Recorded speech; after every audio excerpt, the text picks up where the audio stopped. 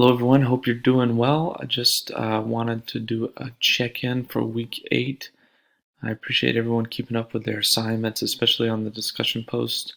Things look pretty good there, and we're getting near a little over the midway point, right, through the semester, so things are coming up that I want to remind you of. Looking in the course schedule, you'll be able to see that this week, of course, we're talking about public speaking and stage fright, which will be helpful for your presentation.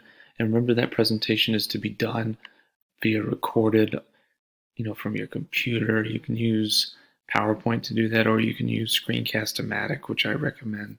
You just have to do a quick download on your computer, and you're able to record up to a 15-minute video. I actually use that for these check-ins. But next week, your APA paper and presentation is due, and you have to submit that by 10/31. So we're getting up to the point where things are going to be due. You want to make sure that if you have questions, you reach out to me, ask, send me a draft if need be. I'm happy to look over it to give you any pointers. Jump into week 8. There's a lot of interesting facts about public speaking. A lot of people have stage fright, right? And I posted a TED Talk, which I think is really, really interesting for you to think about. And it's something that over time you can work on overcoming, right? You have a homework piece. It's not graded, so if you complete the survey, then you've done it. The discussion board, of course, is going to be graded.